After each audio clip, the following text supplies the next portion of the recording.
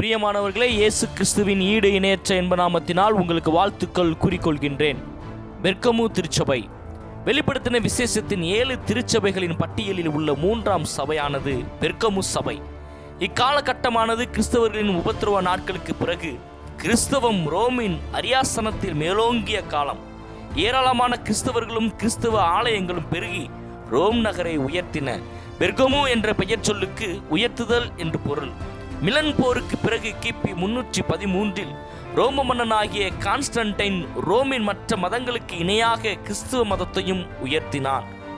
யார் வேண்டுமானாலும் சுதந்திரமாக கிறிஸ்துவ மதத்தை பின்பற்றலாம் என அரசாணை பிறப்பித்தான். கிறிஸ்துவ சமுதாயத்துக்கு பரிசுகளும் முன்னுரிமைகளும் கொடுத்து ரோமின் அரசியல் வல்லமையோடு மத வல்லமையும் இணைத்தான். பெர்கமு என்ற சொல்லுக்கு திருமணம் என்னும் வேறு அர்த்தம் உள்ளது. உபத்திரவப்படுத்தி கிறிஸ்துவ வளர்ச்சியை அழிக்க இயலாத சாத்தான் அஞ்ஞான கொள்கையுடையவர்களாகிய அரசியல் தலைவர்களோடு கிறிஸ்துவ மக்களை சம்பந்தம் கலக்கும்படி செய்தான்.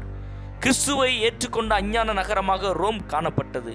விசுவாச துரோகம் முந்தி நேரிட்டு கேட்டின் மகனாகிய பாவ மனுஷன் வெளிப்பட்டால் ஒழிய என்கிற பவுலின் முன்னுரைத்தல் நிறைவேறும்படியாக அப்படி நடந்தது.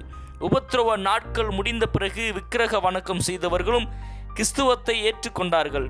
ஆனால் அவர்களிடம் மெய்யான மனம் திரும்புதல் காணப்படவில்லை.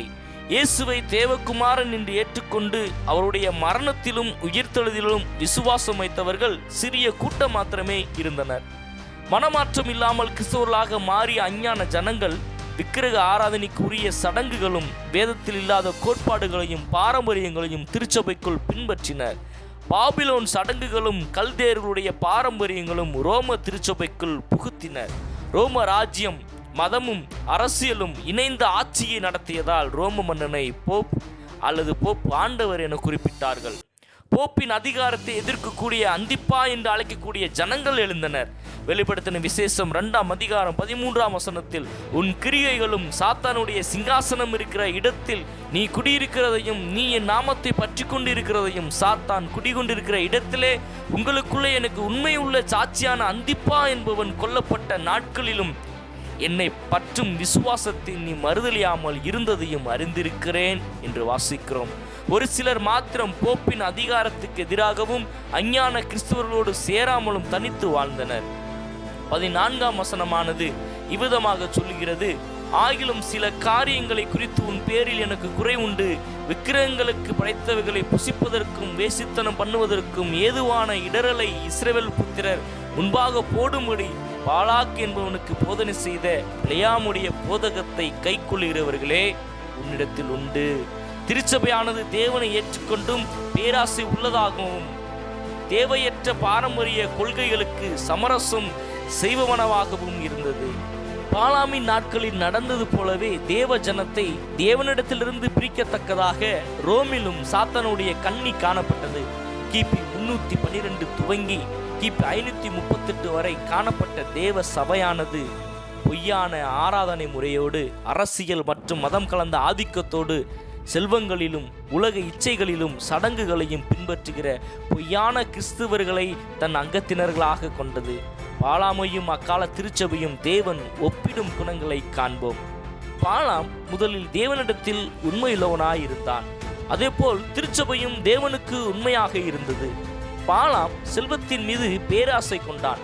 அவ்வாறே திருச்சபையும் உலக அதிகாரத்தின் மீதும் செல்வத்தின் மீதும் இச்சை கொண்டது. பாலாம் பாலாக்கோடு சமரசம் செய்தான். அதேபோல் திருச்சபையானது அஞ்ஞான மன்னர்களோடு சமரசம் செய்தது. விக்கிரகங்களை வழிபட்டு மகிழ ஆசித்தார்கள்.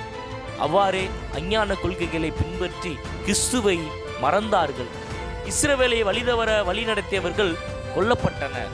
அதேபோல் திருச்சபையானது மனம் திரும்பாத பட்சத்தில் கர்த்தர் அவர் வாயின் பட்டயத்தால் அவர்களோட யுத்தம் பண்ணுவார் என்று வெளிப்படுத்தின விசேஷம் 2ஆம் அதிகாரம் 16ஆவது வசனம் கூறுகிறது. ஆனால் ஜெயங்கொள்ளுகிறவனுக்கு நான் மறைவான மன்னாவை புசிக்க கொடுத்து அவனுக்கு வெண்மையான குறிக்கல்லையும் அந்த கல்லின் மேல் எழுதப்பட்டதும் அதை பெறுகிறவனே அன்றி வேறொருவனும் அணியக்கூடாதுமாகிய புதிய நாமத்தையும் கொடுப்பேன் என்கிறார்.